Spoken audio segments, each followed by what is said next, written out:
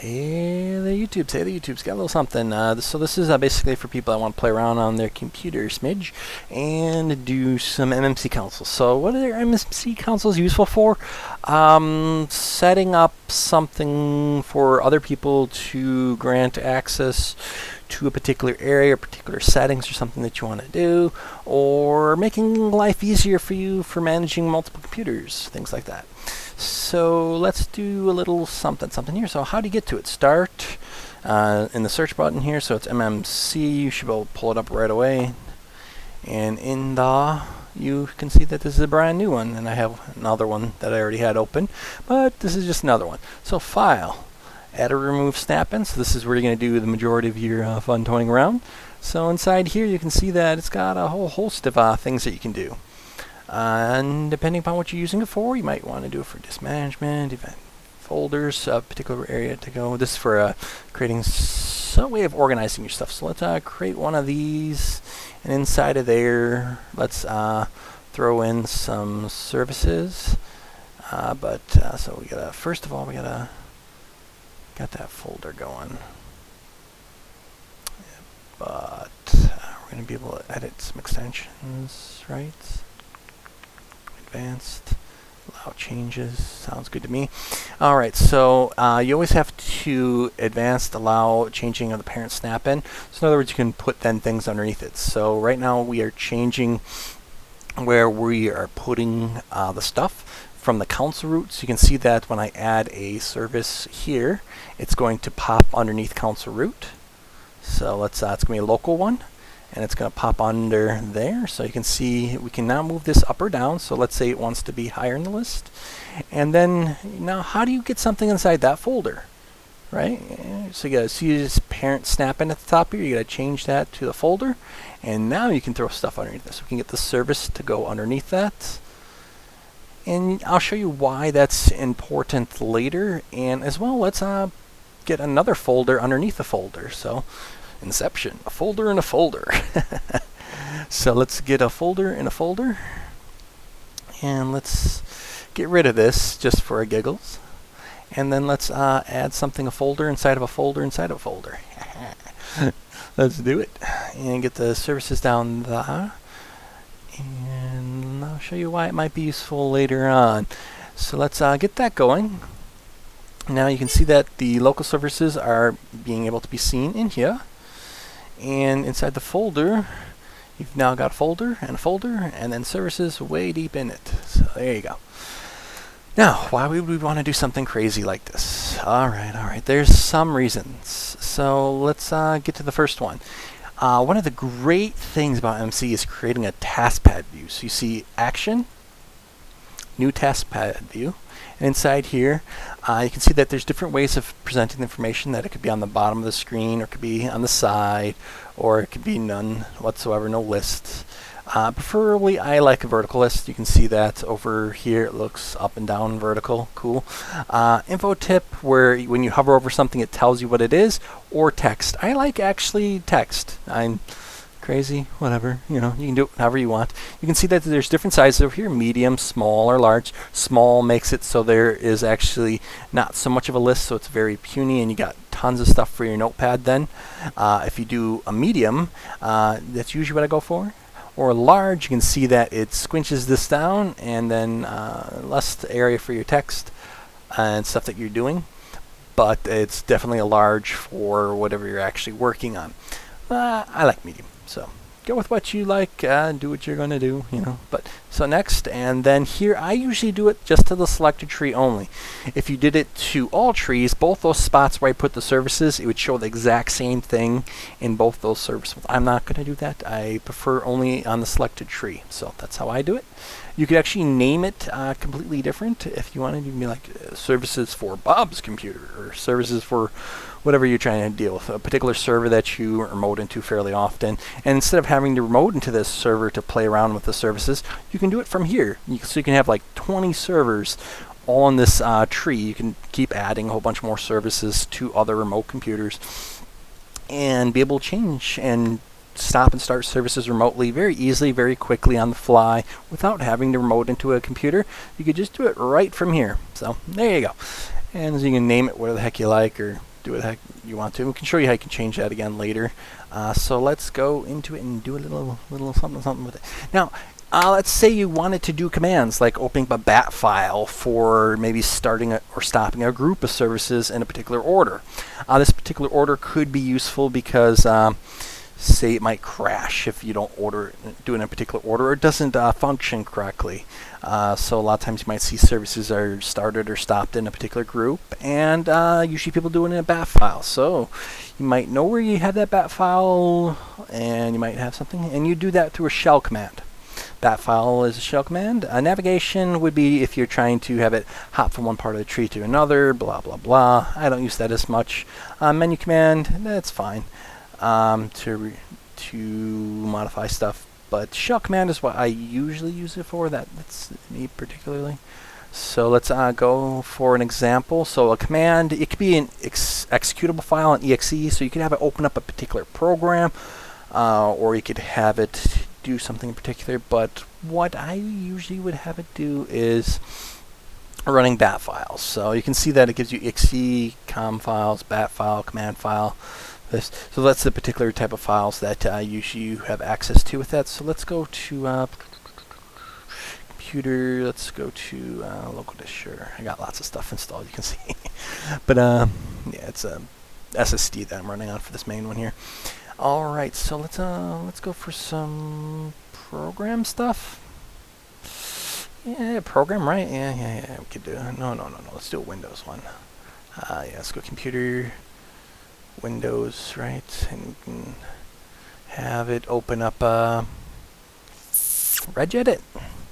Regedit's pretty useful.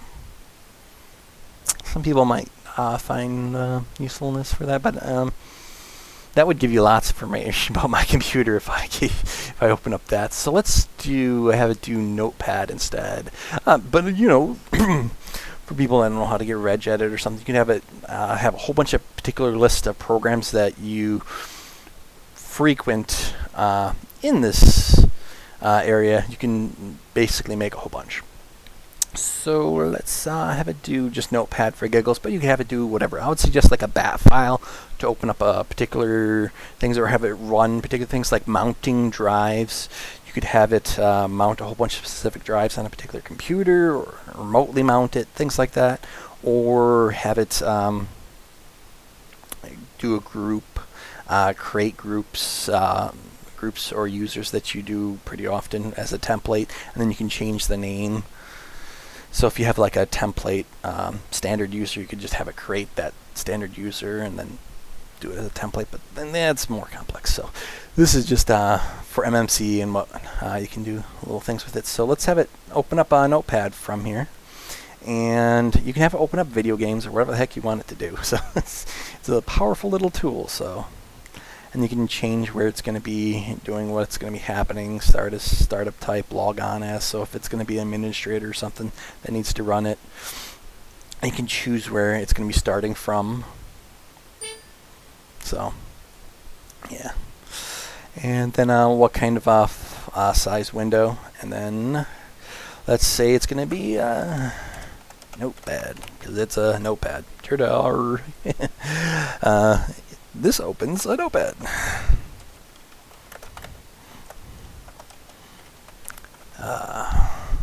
Ta-da! And that's what it does.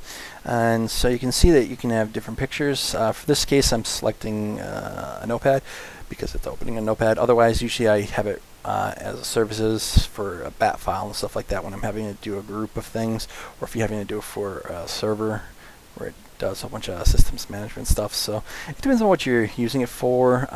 In this case, it's just a Notepad, so I'm going to give it that pretty printer. Or you can have it have its own icon over here, and then so go next, and then ta-da! You can have it keep running and keep adding more additional functionality. So when you do this, it's going to pop up here in the center towards the top. So let's finish this, and now you can see right where it's located. You can see that's where the Notepad popped up and stuff. And you can see when I click on this, what is it going to do? Opens a Notepad. Ta-da! You can have it open up a program, or have it with a bat file stop and start a whole bunch of different services.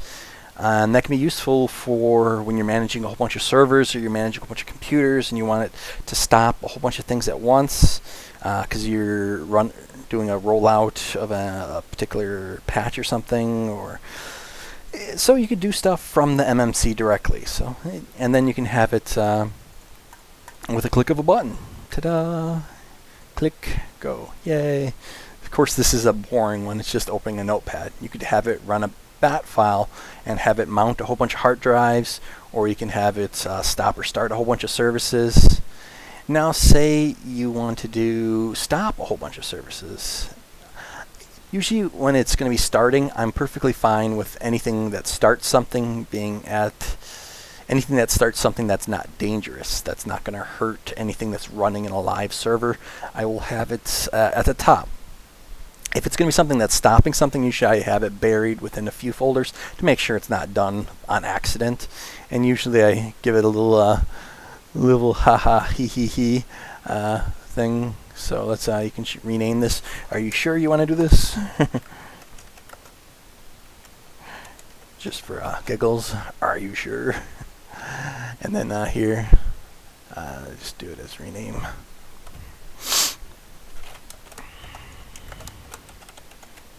So this is dorky enough, right? So you can have it stop services, are you sure? And then inside there, here's our services. And you could really have it whatever you want and still add that the action, the Taskpad view. So you can see this one has a Taskpad view attached to it, and you can see that this services does not. And if we would have selected that earlier one where it says do it to all, it would have done it to this because it's a similar type to that one, but we did not. And you can see also at the bottom there's a extended version and a standard. And here you can see that there's a services local and extended. So we change things. You can also see that we can change the edit Taskpad views. You can see in here it's called services local. We could say computer 1. And you can call it whatever the heck you want to call it, living room or couch or wherever the heck you have it located. So you can say it's in the maybe it's in the bathroom. Maybe you're taking a deuce and you got one in there and not playing. You can call it wherever you want. So maybe say if you have multiple computers, computer 1, maybe say someone named Ben is on it. So you can, there you go. Ta-da!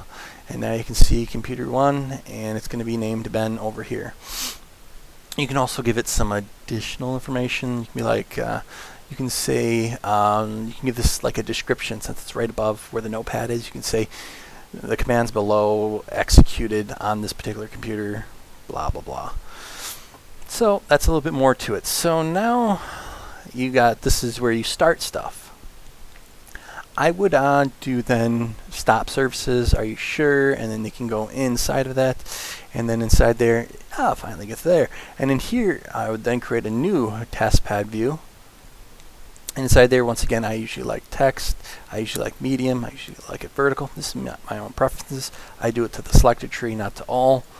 And then I'll call this one stop services. Stop on men's computer. Description, kill it with fire. Of course, when you're working in the professional business and doing whatnot, you would not name it with cute little things like that. This is just work playing around. You would name it appropriately. I'm goofing around. This is my personal channel, so ha ha ha, hee hee hee. I can do what the heck I want. As well as when you do this business, you would organize it so it's nice and easy. You would also lock it down at the end. You would change the authorization mode down to a more limited scope so they can't then play around with MMC console, and you would set up to particular users and what functionality that you want them to be limited to. So that's the logic and thinking behind here, what you want them to be able to do. So you can actually have it so that someone's not able to log into a server, but they're able to stop and start services on that server. Why would you want them to be able to stop and start services? Say they're like someone at the help desk or someone or in a support center position or something like that, and it's a very, say there's like a service that needs to be stopped or started for a particular program, and something that they need to do often, but you don't want them to be able to log into the machine. You just want them to stop or start a service. You would do it this way. You would give them an MMC console, you'd give them access to that service, and then you would, in that MMC console, they would be able to stop or start that service. And then ta-da! And you could actually give them a button to do it in the right order. You could get rid of it. I usually would still allow them to see these services, because specifically the status, you want them to see if it's started or stopped. So that's some of the logic and think behind that. So let's once again, you would have it run a shell command, and usually with a bat file, you would then have it stop or start a whole bunch of services in a particular order. And ta-da! I guess next time I should actually show you how to do a bat file to stop and start services. Yeah, maybe not. Who knows? We'll see. I'm just doing this for lulz. So if you guys want me to be nerdy, I can be nerdy and show more. But this is, I think, already a little bit more nerdy than it needs to be. So let's browse. We can go ahead. My computer. We can go to Windows. Have it open up. A lot of that stuff can give more information than I would like it to. So let's just stick with Notepad for the time being. But you know, what I'm saying, you'd have it point to a bat file, and then you can have it run that bat file. Maybe I should show you guys a little bit bat file stuff later. One thing at a time. This is about MMC, not bat files. So la la la la la la la la la. Next, sure. Let's call it another Notepad. But, la la la. Notepads are cool. Dorky me. Alright, so inside here you can see that, once again we get that, and now you can see that we got one over here and we got one over here. This one, in the future, I would have this to be where you have it start a group of, so here, start a group of services, here stop a group of services.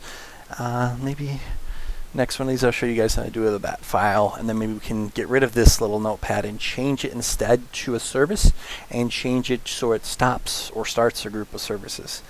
And then once you click on it, a bat file that does that, you would see then a little window appear, run the commands, and then disappear. And you would then see the things stop or start. So in this one we'd want them to stop, and the one over here we'd want them to start.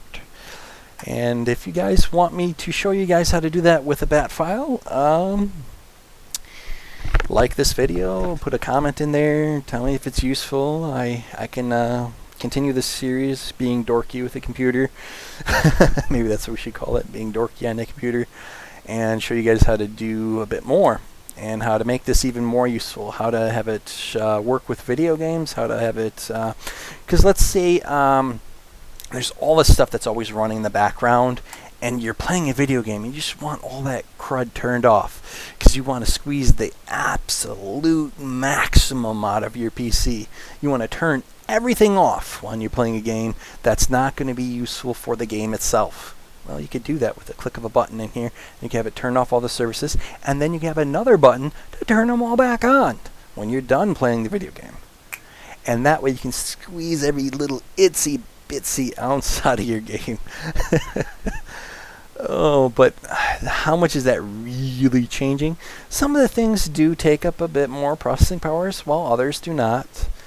And, well, you have to know more what's going to be dangerous to turn off and what's going to be not so dangerous to turn off. So I believe there are some other companies that have done that before for people. So you could either do it yourself, and this is for advanced users to do it that way. Otherwise, Razer's got a little tool out there that does the similar kind of thing, where it turns a whole bunch of stuff off and makes sure it's not running when you're playing a video game.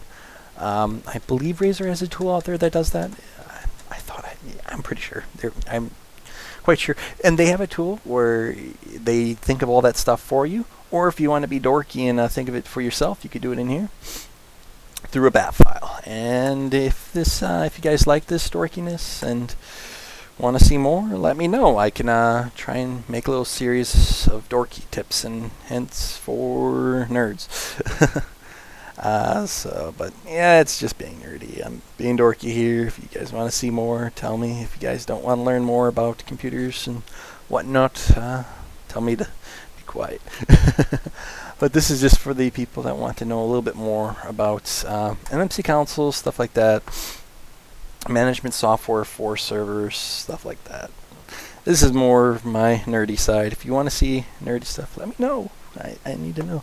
I can maybe show you guys some stuff with bat files, some stuff for running executables. I can show you, tie a bit and more with it and get nerdy. And I could do it more professionally as well if you guys would like that. Otherwise, I can show you guys how to make this more personal, how to make it more useful for your home life. So this is, think of a way of doing it for gamers who want to turn off a bunch of stuff or who want to start a whole bunch of stuff. You could do it with this. So yeah, and then you can have it to click. Or this could be even useful for professionals. Most professionals that are that high up might already know this and taking classes and courses and such on this. But this could be useful. So there's also more stuff. So let's get to changing it a little bit. So you can customize also how this looks. Let's show you a little, so you can get rid of the tree. So you can get. I usually like having it keep the tree. That's just me. You can get rid of the status bar at the bottom. You can get rid of the toolbar, so you can make sure they don't get as much access when you do lock this down. You might want to turn some stuff off. Or you can get rid of the task. We already showed you that. The action pane over on the right there. So you can add or get rid of stuff. So you can even here you can give you more information. So you can see that this is actually for services local, even though we renamed it Computer 1. And if there was like some servers and stuff like that, if you connected to a particular server, it would show you the IP address, or if you connected to it by domain, it'd show the DNS name up there, DHCP. It would give you additional information depending upon how you're connecting or what you're doing. Maybe we should keep that. I like it. So it's a way of playing around with it a bit more. So what would be useful if you had a bunch of batch files that you then wanted to throw over here where we have this notepad and have a bunch more underneath it? It'd be useful in that sense. So something to think about, So this is a MMC console if you want to do more stuff to it. Maybe next time we'll throw some batch files and make this even more advanced and show you how to do even more to it. And then show you how to replicate it and give it to other users. And then maybe show you how to lock down the securities so they only have access to a particular service. So maybe we can give you a little preview of some stuff here. So you got, let's say, what do we got? Adobe. Adobe's not that particularly cool, but you can see that this is located in a particular location. You can see that it's right here. This is the files executable for that particular service. And once you go to that particular file, you can then check to see its information. You can change then who has access to it. So a person could have access to the services but not have access to log into the computer. So you can remove access to someone's ability to log in and then just give them access to the executable for the particular service. So something to think about. Dorkiness. Sorry. So that's something if you care to know more. Do you guys care? That is a question. Do you guys want to learn a little bit more about computers? It's up to you. So this is just a little something. I'll show some other people. One of my friends was asking me about it, so I decided to make a little something on it and show them. So maybe this is helpful for you guys too. If not, you don't have to look at this. This is how to be dorky in a computer and how to do more. You can also use this for workarounds. Say you want to change someone's computer if you want to change a password on someone, you can be crazy and do. Let's be if they didn't lock it down, someone's personal computer, you can give yourself access as an administrator, even if they didn't. A lot of people don't restrict access on creating new accounts, and so you can create an account that then has privilege to create. So a lot of people create a new user and just lock you down and not make you the administrator, but you still have the ability to create accounts. So you could go file, add or remove snap-in, local user groups, blah blah blah, local, it's on this particular machine. Let's do it, and then inside of here you can see that you could then create a new user or a new group. You can then create an administrative user and then change someone else's password, which is naughty. But you know, I don't want to show you guys naughty tricks. That's naughtiness. You shouldn't be changing someone else's password and being naughty, especially when they're the administrator of their own computer and they only made you a basic user, and then all of a sudden you create an administrative user. Naughty. Don't be naughty. Alright, so stop playing around. So this is the gist of it. You know, give you a little look around, a little touchy feel, see what you guys think about learning more about some computer stuff, and if it could be useful for you or not. Now let me know. Or maybe a bit some of the other programs out there. I can maybe show you a little bit. I don't know. I'm not a master of computers. I'm just a slight nerd. You know, I'm mildly nerdy, so ignore me. Alright, see you guys next time. Hopefully this has worked enough for you. Have a good ones.